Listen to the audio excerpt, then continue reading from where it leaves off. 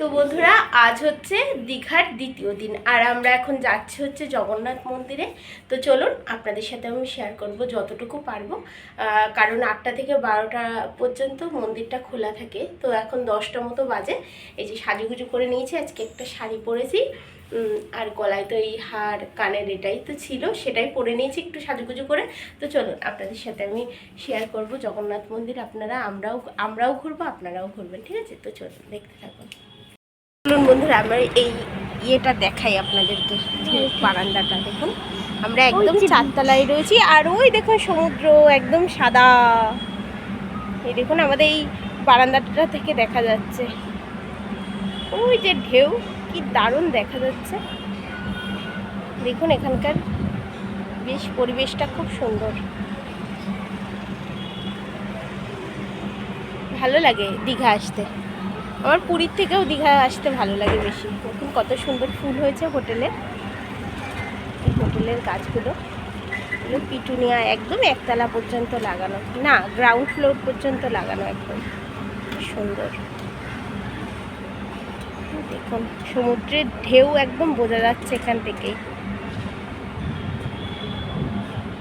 তো বন্ধুরা চলুন আমরা যাচ্ছি এখন চা খেয়ে তারপরে যাবো হচ্ছে মন্দিরে।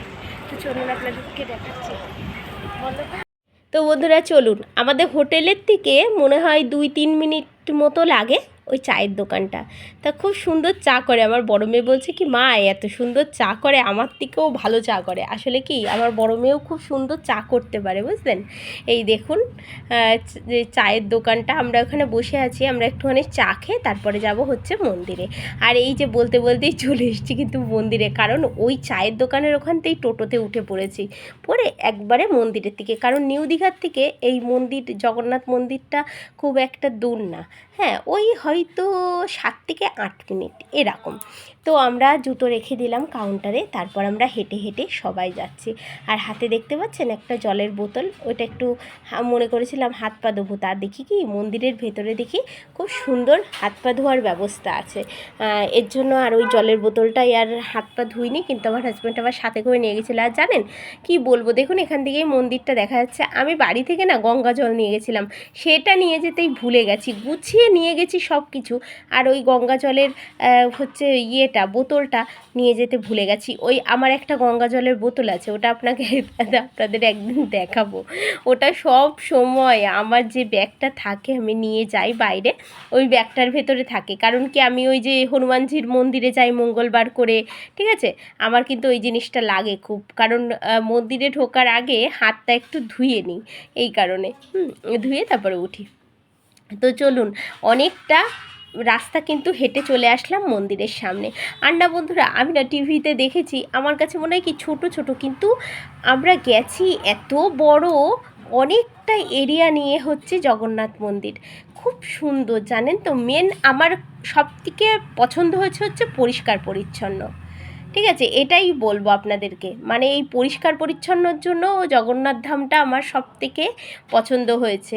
পুরীতেও অনেক সুন্দর, তবে পুরী তো বহুদিন পুরনো হচ্ছে মন্দিরটা, আর এখন নাকি সংস্করণ করেছে নতুন করে। তো আমাদের তো যাওয়া হয়নি, আমাদের মানে রিসেন্ট আমরা যাইনি, আমরা প্রায় 7-8 বছর আগে গেছিলাম।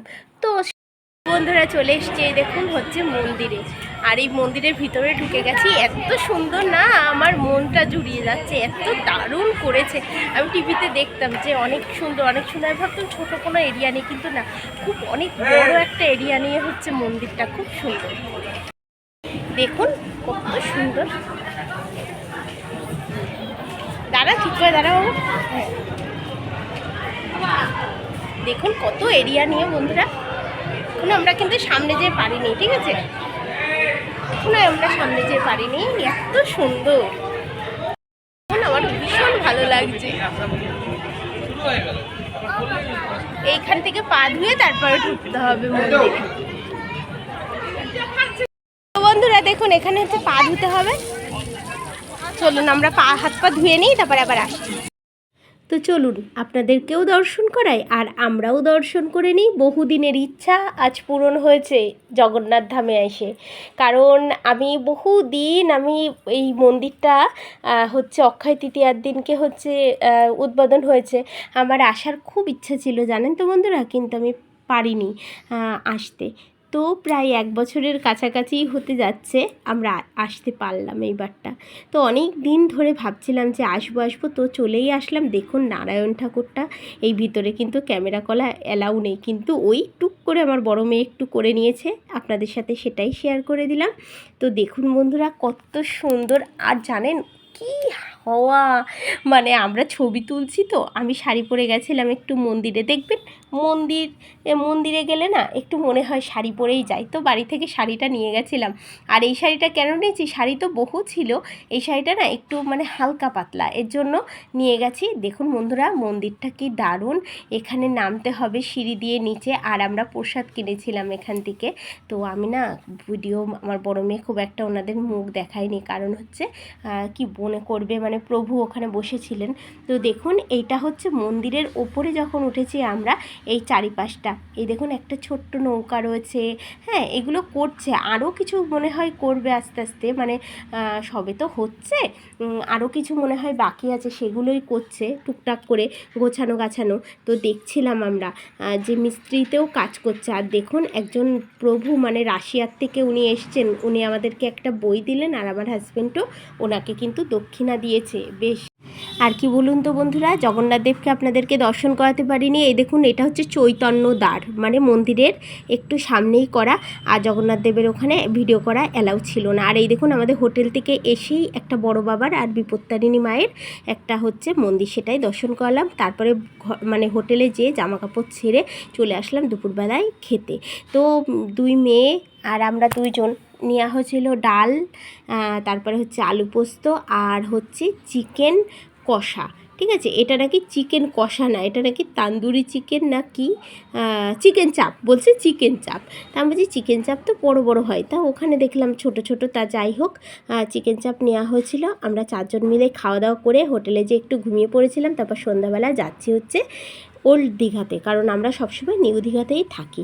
তো ওই বেশ কিছু একটু ঘুরে টুরে চলে এসেছি বন্ধুরা। কেনাকাটা ওই মেয়ে দুটো খেলনা কিনলো, এই কারণ প্রায় তো আমরা দীঘা যাই, আর দীঘায় যা জিনিস পাওয়া যায় সেটা কিন্তু আমাদের বনগাঁতেও পাওয়া যায়, তার জন্য ওই খুব বেশি কেনাকাটা না, টুকিটাকি। ঠিক আছে, তো দেখুন এই দেখুন সব দোকানপাট বসেছে, আমার বড় মেয়ে একটু একটু করে ভিডিও করছে। আর এত হাওয়া বন্ধুরা, আপনাদেরকে কি বলবো, বলে আর কি বলবো, মানে এত হাওয়া, প্রচণ্ড হাওয়া, মনে হচ্ছে উড়িয়ে নিয়ে যাচ্ছে।